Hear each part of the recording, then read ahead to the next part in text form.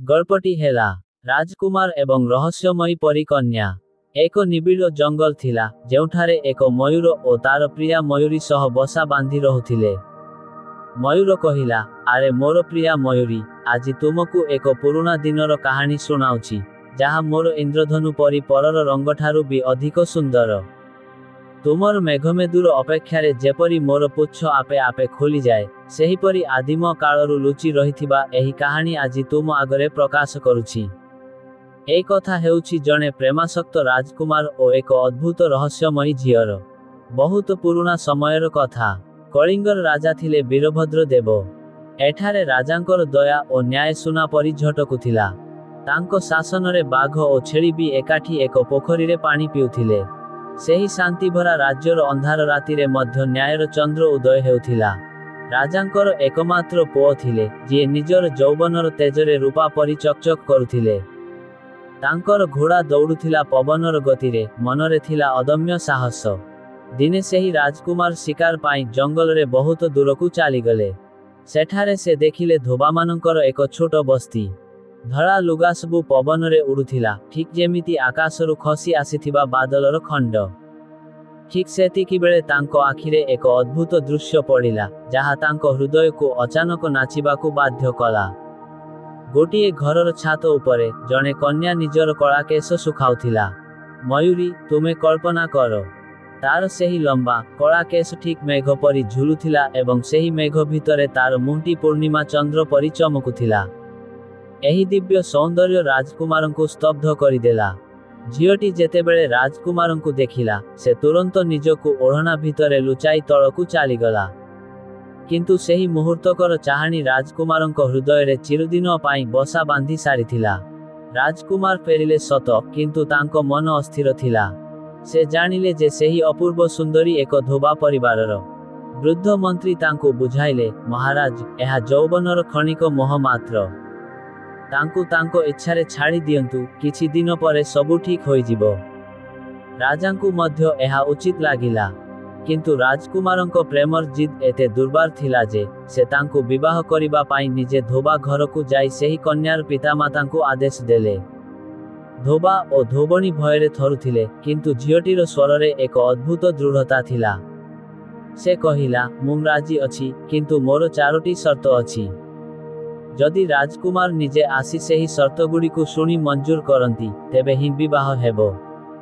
हे मयूरी, राजकुमारंको अहंकार आघात पाइला सत, किंतु तांको प्रेमर आकर्षण एते शक्तिशाली थिला जे से सेही शर्त शुणिबाकु धोबा घरकु गले।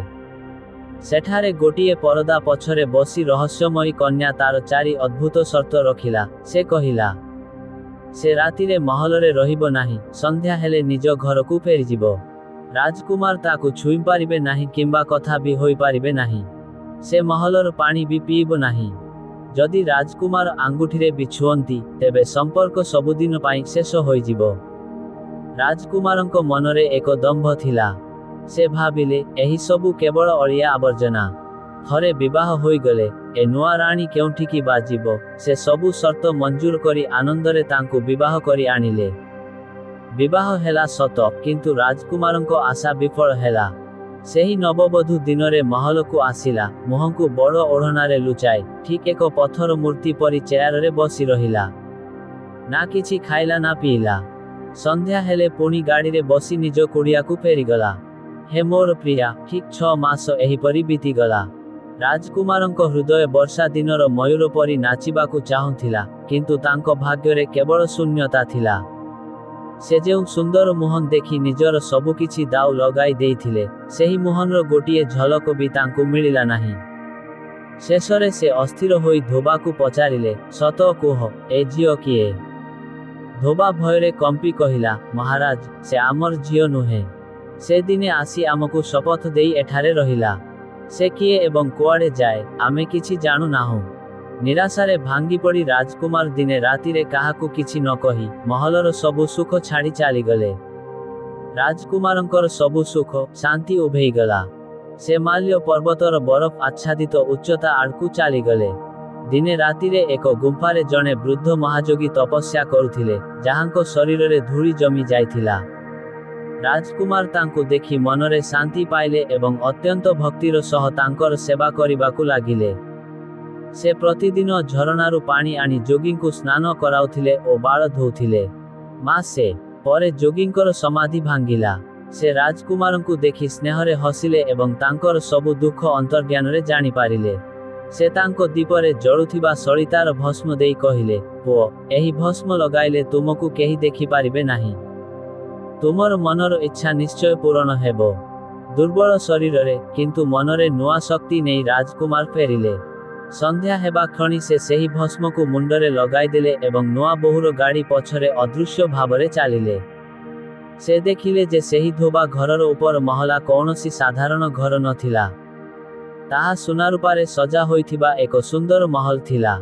ସେହି ଧୋବା ଝିଅ ନିଜର ମଇଳା ଶାଢ଼ୀ ପିନ୍ଧିଦେଇ ଏକ ଦାସୀର ସହାୟତାରେ ଦିବ୍ୟ ସ୍ନାନ କଲା।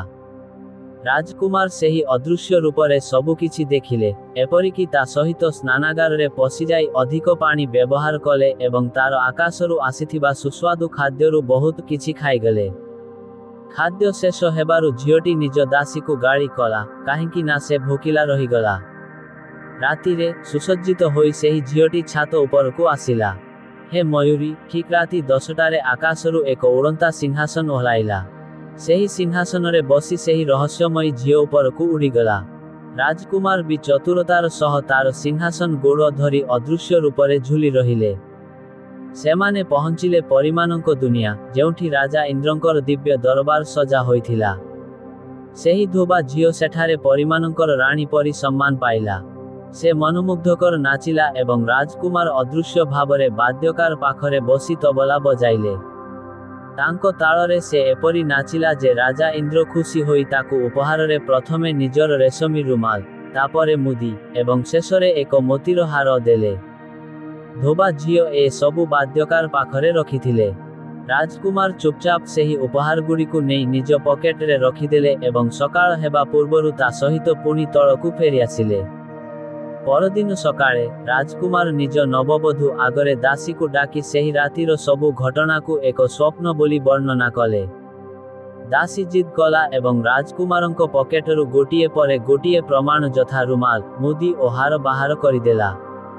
ଯେତେବେଳେ ଦାସୀ ମୋତିର ହାରକୁ ବାହାର କଲା, ସେହିପରି କନ୍ୟା ଆଉ ନୀରବ ରହିପାରିଲା ନାହିଁ। ତାର ଓଢ଼ଣା ଖସି ପଡ଼ିଲା ଏବଂ ତାର ମୁହଁର ଦିବ୍ୟ ଜ୍ୟୋତିରେ ମହଲ ଆଲୋକିତ ହୋଇଗଲା। ସେ କହିଲା, ରାଜକୁମାର, ମୁଁ ଏକ ପରୀ କନ୍ୟା। ରାଜା ଇନ୍ଦ୍ରଙ୍କୁ ଅସମ୍ମାନ କରିବାରୁ ମୋତେ ଏକ ବର୍ଷ ପାଇଁ ପୃଥିବୀରେ ମନୁଷ୍ୟ ଭାବରେ ରହିବାକୁ ଅଭିଶାପ ମିଳିଥିଲା। ସର୍ତ୍ତ ଥିଲା ଯେ ମୋର ଅସଲିୟତ କାହାକୁ ଜଣାପଡ଼ିବ ନାହିଁ ଏବଂ କୌଣସି ପୁରୁଷ ମୋତେ ଛୁଇଁପାରିବ ନାହିଁ। ଯଦି ଅଭିଶାପ ଭାଙ୍ଗିଯାଏ ତେବେ ମୁଁ ଆଉ ପରୀଲୋକକୁ ଫେରିପାରିବି ନାହିଁ। ସେ କହିଲା, ରାଜକୁମାରଙ୍କ ଅଦୃଶ୍ୟ ସେବା ଯୋଗୁଁ ସ୍ନାନର ପାଣି ଶେଷ ହେଲା ଓ ଖାଦ୍ୟ ଶେଷ ହେଲା। ଏବଂ ଶେଷରେ ସେହି ଉପହାରଗୁଡ଼ିକୁ ତାଙ୍କ ପକେଟରେ ଦେଖି ରାଜକୁମାର ମୋର ରହସ୍ୟ ଭାଙ୍ଗିଦେଲେ। ଆଉ କିଛି ବାକି ନଥିଲା। ରାଜକୁମାର ତାଙ୍କୁ ଧୋବା ଝିଅ ବୋଲି ଭାବି ବିବାହ କରିଥିଲେ, କିନ୍ତୁ ସେ ପାଇଲେ ସ୍ୱର୍ଗର ଅପ୍ସରା ରାଣୀ। ରାଜା ଏବଂ ରାଣୀ ବହୁତ ଖୁସି ହେଲେ ଏବଂ ପୁଣି ଥରେ ମହା ଆଡ଼ମ୍ବରରେ ସେମାନଙ୍କର ଦିବ୍ୟ ବିବାହ କଲେ। ମୟୂର କହିଲା, ହେ ମୋର ମୟୂରୀ, ଏହିପରି ଭାବରେ ରାଜକୁମାରଙ୍କ ନୀରବ ପ୍ରେମ ଏବଂ ସାଧୁଙ୍କ ଆଶୀର୍ବାଦ ମିଳି ତାଙ୍କୁ ସବୁଠାରୁ ମହତ୍ତ୍ୱପୂର୍ଣ୍ଣ ଉପହାର ମିଳିଲା। ତୁମକୁ ଏହି କାହାଣୀଟି କିପରି ଲାଗିଲା?